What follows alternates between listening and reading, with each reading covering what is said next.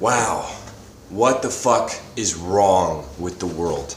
I am completely beside myself and flabbergasted. As you have probably been made aware, William Baker, aka Vincent Lee, aka the Greyhound bus killer, has not only been released from psychiatric institution, not only was he living in a group home in the general public, but he's also now won the right to live alone. If you're not aware what happened, at the time this person was called Vincent Lee, he murdered a young man named Tim McLean. I think about Tim McLean's family and parents and how they must feel. And as someone that has the exact same diagnosis as Mr. Lee / Baker, I don't believe this condition is any excuse to be killing someone. I don't believe in the insanity defense. I think the insanity defense is a crock of shit. And what we've learned from this Will Baker, Vincent Lee case, the precedent that is set here, is that people with a diagnosis of schizophrenia apparently have the license to kill. That's what has happened here. As a society, not everyone understands the headspace of what schizophrenia is and what that feels like. But as someone that can kind of communicate very well between both the worlds of the schizophrenic mind and the mind that is normal, I don't think there is any rational or valid excuse for a voice in my head told me to break the law, so now I'm going to break the law.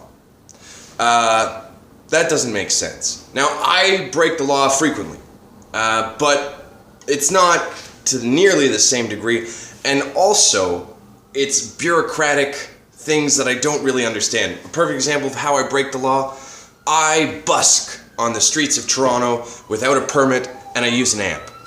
That's against the bylaw, but it's not against the law, the common law. I'm really big on the concept of law as a philosophy, and I feel like not too many people think about law as a philosophical thing, but that's something that I like to do because my mind's crazy enough to do it. Aha, haha. But this guy committed a murder. So he killed an innocent young man. And my question is how... Okay, I'll try and explain it like this. I've recently started looking at God as an imaginary number to help me contemplate moral issues of right and wrong. So, let's say we'll use big G, imaginary God, right and wrong, right?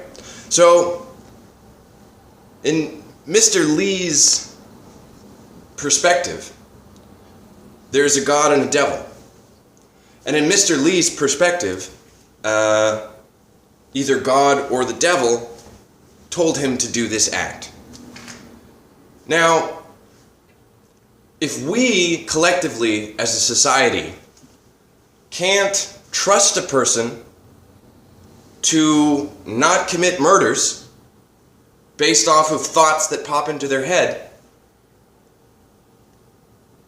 they should be isolated from society in a prison, because we can never trust that that person will not kill someone else the next time God or the devil decides to talk to him. It doesn't matter how much psychiatric medicine you give this guy, because when you look at what psychiatric medicine does, it actually limits people's impulse control. So if you can't control your impulses, and then you're given drugs that make it even harder to control your impulses, and you're released back into the general society. Like, this, I don't want to say that Mr. Baker is going to kill again, but I would not be surprised. And the idea that this is somehow justice is insane. There's no reason why schizophrenia is an excuse for murdering people. And what makes matters worse is because of this bullshit argument of, I'm out of my mind, so I don't know what I'm really doing, I'm not accountable to the law. Because that's basically what the insanity defense is. Because of that, there is a whole bunch of stigma and fear for the majority of schizophrenic people who are like me. Very nutty, eccentric people that want to play kumbaya and sit back and watch the world become beautiful.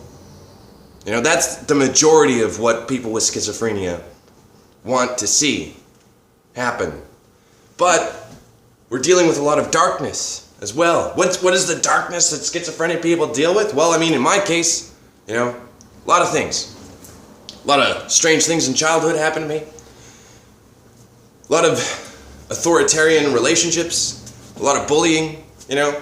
It's a compounded psychological trauma that adds up and adds up and adds up to the point where you go, I don't know what to do.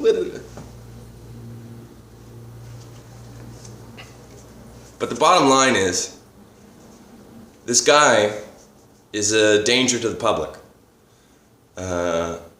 And being crazy is no excuse for poor behavior.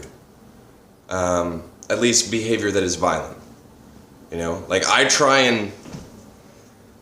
know that I offend a lot of people when I'm not trying to. Like, I'll be trying to figure out something about something that's going on, and I don't know, sometimes I step on people's toes, and like when I do, I try and learn from it, and try and learn for next time. But, like, I've never killed anyone. I've never punched anyone in the face. You know, I've never done anything violent. And I've had tons of impulses too. I've had impulses to be violent ever since I was 15. My first real violent impulse, my real first violent fantasy was this one about stabbing my father through his chest with a knife, and like until the bones of his ribs cut me in the hands. You know? Now, why did I have that much rage towards my father? Well, you know, you'll have to ask him. Did I ever do anything like that? No. Did I feel tempted by what Mr. Lee would call the God or the devil to do this? Of course. But I made a decision not to. And this is the bottom line, you know, about how Canadian society should extend its social contract to the schizophrenic people. If we can commit to not being violent, then society shouldn't force treatment on us. It's only when violence happens that treatment should be forced on people. You know, the whole mental health system is very, very complex. There's a lot of problems with it. There's a lot of things that need to be fixed about it. But things like this insanity defense only make matters worse for everyone. Except for, of course, the psychiatrists and the institutions and everything else, because they'll get more money for, you know, all that other thing. But for actual patients, you know, there's no good that comes out of the system. There's all kinds of fundraisers going around trying to raise money for CAMH and other places like that. And what I have to say about CAMH is criminals abusing mankind. Help. Please do not support CAMH. Thanks a lot. Subscribe. Have a good day.